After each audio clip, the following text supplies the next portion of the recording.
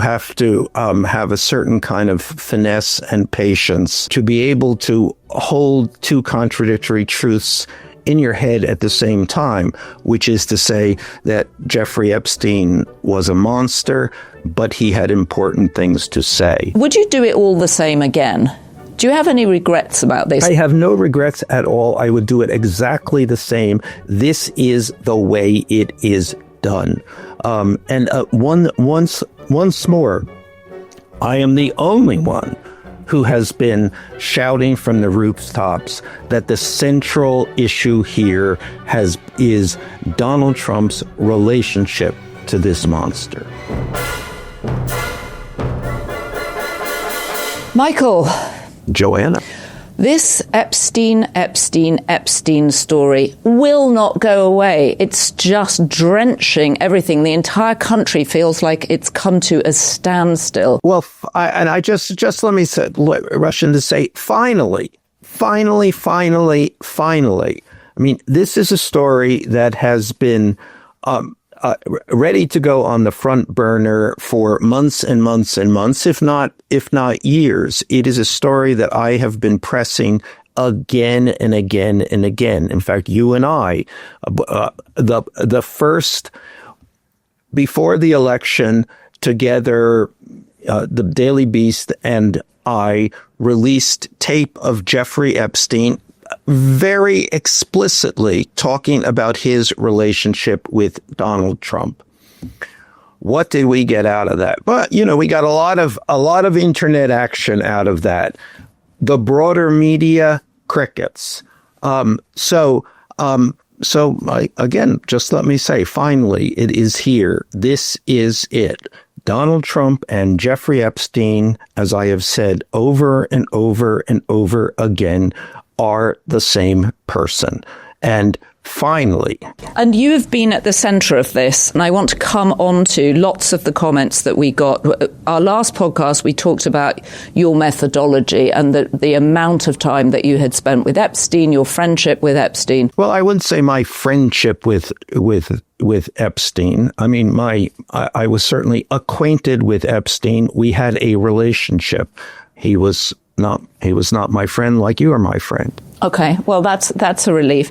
But I want to come on to it because you've been at the center of an enormous amount of criticism from traditional media, from legacy media, from people saying that you just spent too much time with him, you got too close to him. We'll come back to that later. And again, because this is obviously extremely frustrating to hear from people who did not get the story. Now, and I've been here before.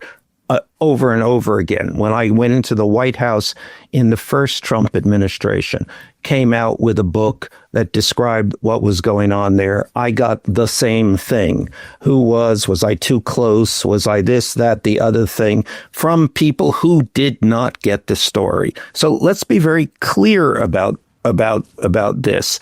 The traditional media particularly has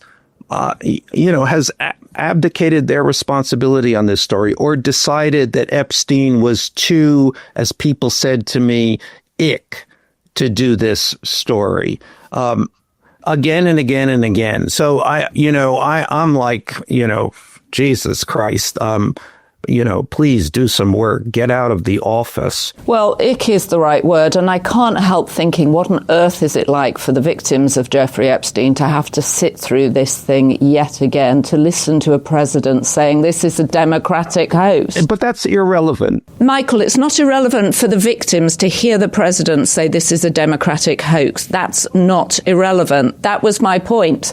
That you wake up every morning and listen to this stuff. Yes, but in terms of understanding the president, pinning this on the president, holding the president accountable, this has to be discussed and should be discussed. And I suppose the victims have to relive this. That's unpleasant. Although I would think at the same time, they would also say, as I am saying, finally. So as you have frequently pointed out, Donald Trump is never silent. He is always talking. He's always talking to somebody. Since the Epstein emails have been released, he has gone uncharacteristically silent. What is going on in his head? A place we have spent so much time, and it's getting darker and darker.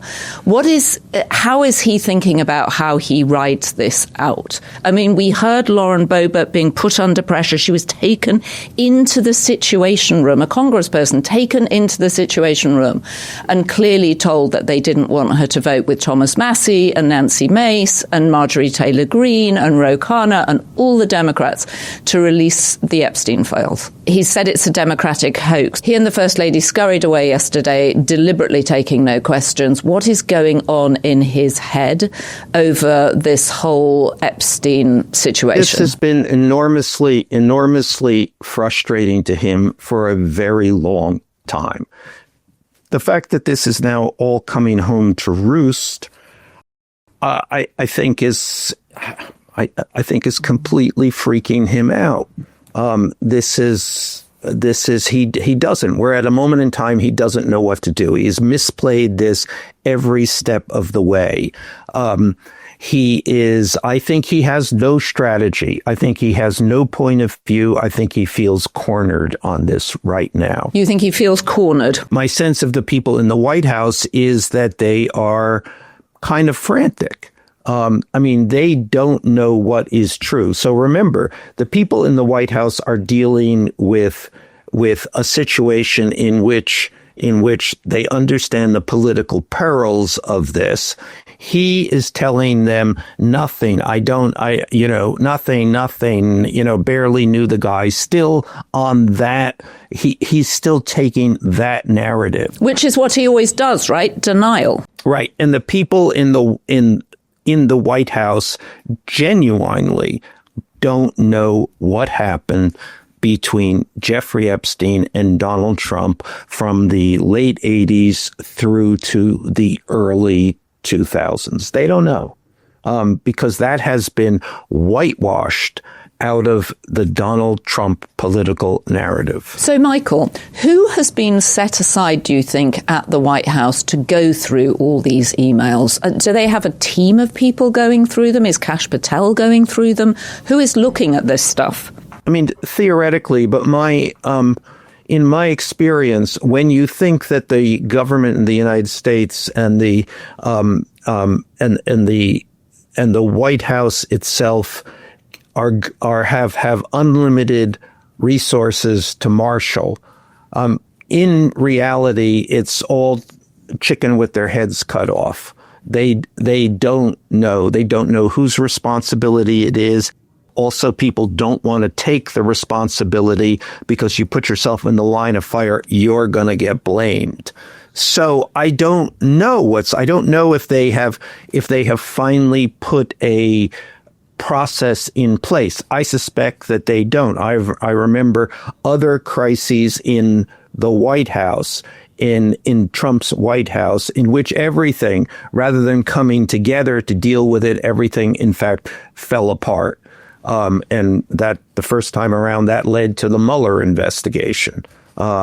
So I think it's perfectly likely that nobody is doing anything. So let me ask you something, because we've been going through them, obviously, like every other journalistic enterprise, we've been going through them. I wanted to ask you about one of them, which is sent to you from Jeffrey Epstein, at the end of January in 2019. And it's got a redacted name, which we now know because the Republicans have released her name, that it's Virginia Giuffre. And he goes, I think, Virginia Giuffre, Mar-a-Lago, Trump said he asked me to resign. Never a member ever. Of course he knew about the girls, as he asked Ghislaine to stop. Now, I think most people have read that and assumed that he was asking Ghislaine to stop hiring girls from the spa at Mar-a-Lago. But you think he had actually a different meaning. Well, it just occurred to me yesterday, and it actually, I was doing a podcast with Sidney Blumenthal. In the middle of the podcast, I thought, oh my God, yes, I know what was going on here. what was going on here is it was a moment in time. Ghislaine Maxwell had sued Virginia, I think her name was then Roberts, for defamation. Then Virginia Roberts Giuffre then countersued. And this had gone on for quite a number of years. And it had finally come down to both of them having to testify, to give depositions. So both of them would be under oath and being asked about what had happened there. Now, in fact, the suit was settled at that point, so there was no public testimony about this. But I would believe that is the reference. It comes at exactly the right point there. And clearly, Donald Trump would not have wanted Ghislaine Maxwell to testify about, well, anything. And again, the suit was they closed it down. They settled that suit. Okay, so I want to ask you about another email that was sent from Jeffrey Epstein to Ghislaine Maxwell. And this email has received quite a lot of attention. It says, I want you to, this is from Epstein to Ghislaine. I want you to realize that the dog that hasn't barked is Trump. Again, name redacted, but the Republicans gave the name that it was Virginia Giuffre. So Virginia Giuffre spent hours at my house with him. He has never once been mentioned. Police chief, etc. I'm 75% there. Just let me note that there is a famous Sherlock Holmes story called "The Dog That Didn't Bark." Well, do you want? But what is the analogy he's making there? Well, I think that may be that there is similar. I mean, Jeffrey Epstein wasn't the greatest reader of all time, to say the least, but. Well, he would say he was a math guy, right? I think he's saying that was a telling thing, that at that point. At that point, there had been a lot of Virginia, then Roberts, had begun to accuse a variety of people. There had been a Daily Mail story in which she had come. I mean, I think that was the first story, her first expose of the experience that she had with Jeffrey Epstein. So the fact that she wasn't that. And with this email was sent in 2011. 2011, and Ghislaine writes back, I have been thinking about that, which would somewhat undercut what she said to Todd Blanche when he went down to visit her in the Tallahassee jail. I think that it is likely that Virginia Roberts Giuffre would have known what was going on in Jeffrey Epstein's house during that period, and she would have seen Donald Trump there on many, many occasions. So what about the Republicans' point that she never mentions him in her book, Nobody's Girl? Well, I think that the interesting thing about that book, remember, Virginia Roberts Giuffre is dead. Well, she died by suicide. I mean, a tragic life. Yes, right. But anyway, she wasn't there. She wasn't there to, it's hard to hold a dead person accountable for a book that was published after her death. But it was written while she was alive. Yeah, but we all know the process of books and what the changes that might have occurred. We already know that there were changes, a complicated thing. What she might have said about her husband, which she wanted to change, or her co-author, Amy Wallace, or ghost writer decided to change. I don't know. I have no idea what happened there.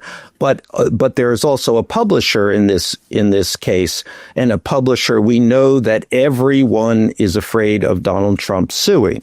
We also know that there are other people in this book who she has been very careful about. She refers to a prime minister. Many people have assumed who that prime minister is, but she doesn't say. So I don't know. I have no idea here. I'm just trying to provide a context for why Donald Trump's name might not be mentioned. Okay, so let's pull back to the wider picture. You're saying he's panicking. He's kind of freaked out about this. He has no strategy to deal with it. I noticed yesterday J.D. Vance, who'd been accused, and we wrote about this in The Beast, had been accused of saying nothing, then cropped up and did an interview with Hannity, during which he did not mention the word Epstein once. So what do you think is going on there? Is this a moment for J.D. Vance? Are J.D. Vance and Marco Rubio thinking, he may be fallible, this guy? I don't understand the question. J.D. Vance may be fallible or Donald Trump may be fallible? No. Are J.D. Vance and Marco Rubio, as the pretenders to the throne, sitting there thinking, I'm not going to say anything here because let him get on with it? Well, I think in the first days, there are only X number of hours. What do we have at 48 hours, slightly more than 48 hours on this. And there is probably no strategy there. I'm sure that there will shortly be a strategy, but this has caught everybody off guard. Also, I think that there's a lot of internecine Republican byplay here. I mean, the Republicans have been the ones who have now released most of these emails. So who is at fault? And as for J.D. Vance, I think he's looking at his own situation. I'm not necessarily thinking that he thinks Donald Trump is vulnerable, but we have the right wing of the party who has put up a steady drumbeat for Epstein material, and I mean, they are voting with the Democrats have voted with the Democrats to release these files. That puts Vance in a very awkward position. Well, I was going to ask you about that because for people who aren't following MAGA and the MAGA various fault lines that are going on now, where is MAGA on the release of all these? MAGA is ferociously in favor of releasing these all of this material. Transparency, come clean. Yes, the contradiction there is that this may hang Trump. And I think that's been confusing to a lot of people on the right. And the right-wing press has been pretty, in the last 48 hours has been not necessarily quiet on this, but their focus has been on trying to find a way to say that this does not incriminate Donald Trump. At the same time, wanting to know everything about Jeffrey Epstein. So that's going to become increasingly problematic for them, I would assume. Okay, I want to come on to you in a minute, but I want to ask you if you're inside Ghislaine Maxwell's head right now. She's been moved to a jail. We've talked about this before. She's getting preferential treatment. She's getting private workout classes. She's got a puppy. She's getting her food delivered to her cell. She's in a camp that normally someone who'd been sentenced for 20 years for sex trafficking would not be in. What is she thinking right now? Well, she's worried. She thought she had this figured out, I would assume. She meets with Todd Blanche. She is then moved to a dramatically upgraded prison and I think we understand that she was now filing the papers for a commutation or a pardon or going through those motions. But I think it's reasonable to assume that deal has already been struck, specifically or softly. And so she was in a good place. Now she probably is thinking she is losing her good place. And I suspect that's true. I don't know how Donald Trump pardons Ghislaine Maxwell, although I might have said that about many of Donald Trump's pardons. So who knows?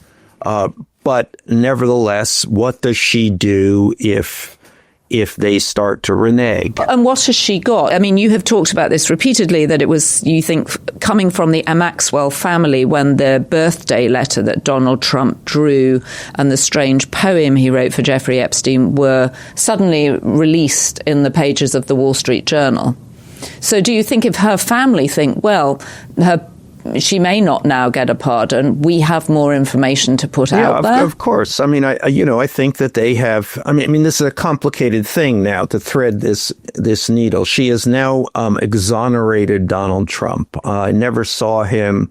Anytime I did see him, he was a figure of enormous rectitude, and on top of that, he's a great guy. Whatever she said in that deposition, that was basically. I think she said congratulations on being elected to president. So she cannot now come out and say, in fact, he's a big slime ball. So, but what can happen is that there can be more leaks, and the White House will understand that those leaks come from the Maxwell side, and that the way they will have to stem those leaks, put the stopper there, is to go through with their deal. I would say that's how that will work. Okay, so let's get back to you. We did a podcast on Thursday where we got thousands of comments, and we talked about your methodology. I would say the comments we got were split, roughly around 50% saying you've got to do what you've got to do, 25% being horrified at how you got so close to Epstein and were advising Epstein. Well, let's address that again. Can I add one more thing? And then the other thing is you've absolutely been central to a lot of the media. So we have the New York Times saying Michael Wolff, chronicler of elites, provided Epstein with advice on Trump's. The Guardian, blurred lines, how Michael Wolff aspired to be part of elite circles he wrote about. And again, I have heard this always throughout my career. And that is partly because I'm the person who has managed to get close to some very difficult stories. Journalism is more often than not outsiders looking at insiders. I have managed to get in with the insiders, and I have returned again and again accounts that no one else has been able to get. That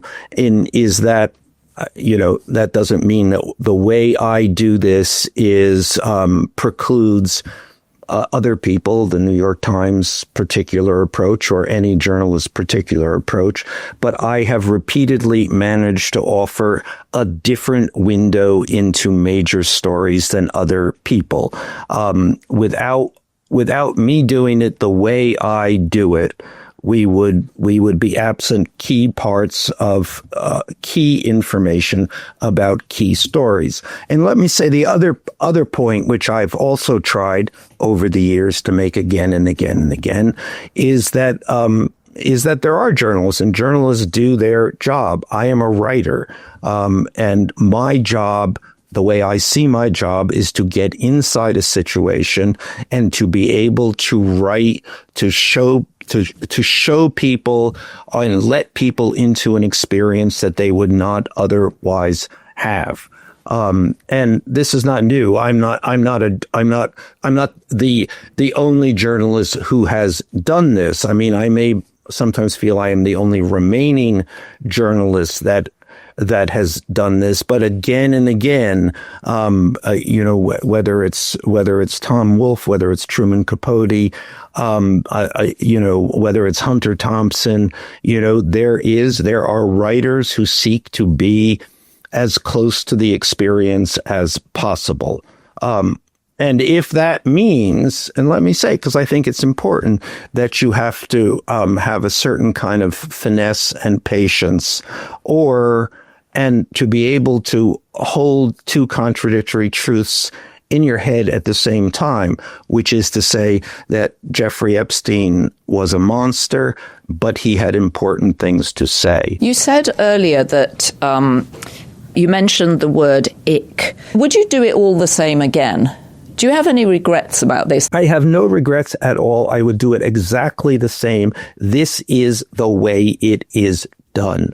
Once more, I am the only one who has been shouting from the rooftops that the central issue here is Donald Trump's relationship to this monster. Do you think there's a silver bullet in these emails, in the Epstein files? Well, I don't know. I mean, the nature of silver bullets is usually when we think that there is one, but it is usually the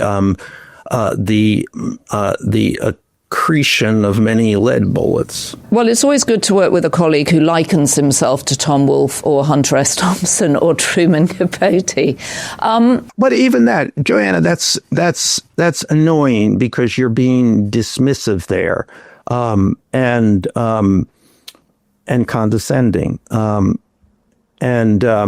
No, I'm not trying to do that. I have returned again and again and again books that are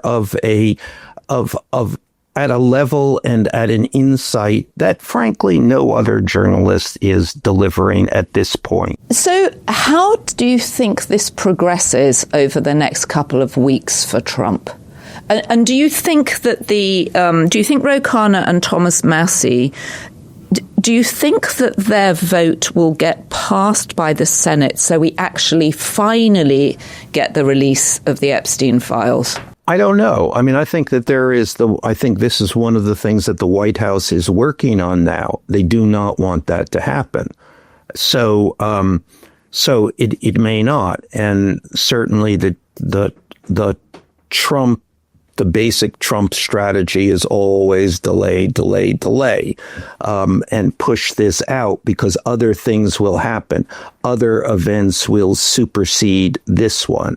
And that's certainly what they are counting on. Now, the thing about the Epstein story is that other events do supersede it, but it comes back again and again.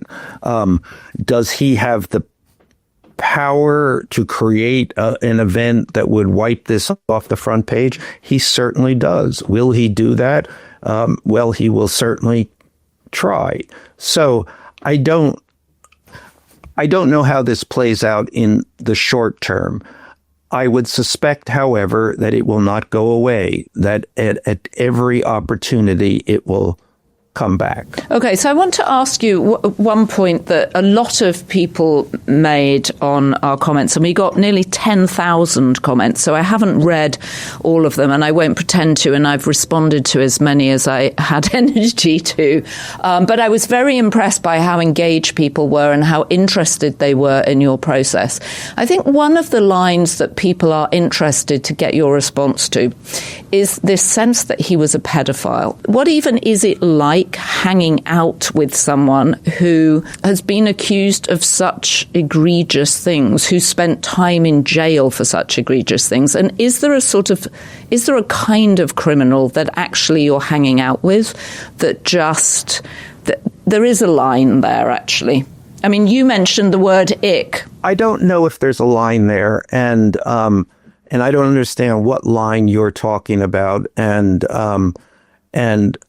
I would assume that if you got the opportunity, you would have been there too, as would most other journalists, because you're seeing something that we otherwise don't see. Now, as for this, and as for what it felt like, it was always a kind of balance between how creepy is this and how significant is this? How informative is this? I mean, as I said before, hold two contradictory thoughts in your mind at the same time. He is a monster. He has important things to say.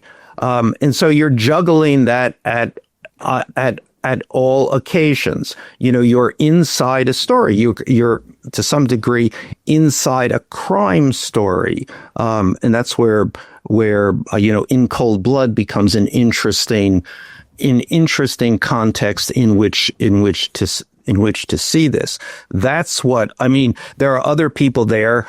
at Epstein's table who are trying to get money from him, who are in business relationships with him, who want a whatever leg up he can give them, who want girls. I don't know. But let's draw a distinction. I was there to see this story and to write this story. Okay, I don't want to over egg this, but you raised a really interesting point that you're inside a criminal story. Is there a point where you are abetting the criminal? Absolutely not. I am doing. I mean, literally nothing to. I don't even want to go there. I mean, what I did was sit at a table and put on the tape recorder, and with every intention of telling this story, as I have told numerous other stories. But there are people listening to this that would say there is no crime. There is no crime going on there. Remember, I mean, he has been convicted of a crime. He has gone to prison. That is theoretically something that has been accounted for by the American justice system. Now he is, well, for me, he had become a source, an enormously insightful source about his friend Donald Trump. I guess people listening to this would say, well, wait a minute, you did more than just put your tape recorder on. Actually, you were giving him media advice. You enter into a relationship with people. You say what they might want to hear. You are finessing a relationship. If you are anything other than an opinion journalist, most journalists seem to be these days, you have to make a relationship with your subject. That's and giving media advice. I'm not giving him legal advice or advice about his crimes. I'm offering some kind of I don't even know what media. It seems like in fact, when I reviewed these emails some time ago, because I thought, well, these will probably come out. I thought, well, okay, this is just, the usual kind of, there's nothing that would be of any interest to anyone here. Well, it turns out that everything about the Epstein story is of enormous interest to everybody, and of course, not least the White House. It's just so unusual to see Trump refusing to answer questions. It's normally the thing he most enjoys doing, and he must be figuring out how on earth to deal with this. So let's come back on Tuesday with what you're hearing from inside the White House. But right now he's panicking, he's freaking out, there's no strategy. And as you've always said, Epstein, this story just will not go away. It's astonishing to think he's been on his Asia trip, he's been bombing boats in Venezuela. There's been so much going on. There might be a war now going on in Nigeria. He appears to be doing everything he can to distract from this story, and it will not let up. And his own Congress people won't let it up. I mean, I think it's extraordinary that Lauren Boebert was taken into the Situation Room and put under pressure. And I think the three women who've clearly gone against what Mike Johnson wants them to do are actually pretty brave on this one. I mean, it's hard. I don't particularly want to give credit to Marjorie Taylor Greene, but she stood with the victims on this. She stood, clasping Ro Khanna on this. It's really something which has managed to unite people, and it's certainly going to give room for Trump's enemies. Well, let's come back on Tuesday and tell us what more you know from inside the White House. Could be a new world by then. Have a great weekend and switch off your phone. Well, there's clearly more to come on this Epstein story. It's just such a depressing story. The idea of this so-called powerful man with a network of 1,000 girls and his female accomplice sitting in a prison camp in Texas. The whole thing is sickening. If you have been, thank you for joining us. Don't forget to subscribe to this podcast. We are independent media, And we have been talking about this story for a long time. It's suddenly hit the headlines with an enormous wave of interest and energy. Please leave us your comments. I know some of you felt I was much harder on Michael than I should have been on our podcast, which we released on Thursday, and some of you felt that I wasn't hard enough. So keep the comments going. It's a very interesting conversation to have. I'm sure our First Lady isn't having a great time over these Epstein emails either, but as she would have us say, be beast. And thank you to our Be Beast tier of members: Herbie, Andrew Mellor, Fulvia Orlando, Laz Conde, Sandra Clark, Bonzo, Val Love Francisco, Bocock DC. Someone wrote in pointing out that Michael had said Bobcock, and in fact it's Bocock DC, so I'm pronouncing it correctly. Karen White, Heidi Riley, Connie Rutherford, Sharon Shipley, and Andrea Hodel. And thank you, of course, to our production team: Devon Rogerino, Anna von Urson, and Jessie Millward.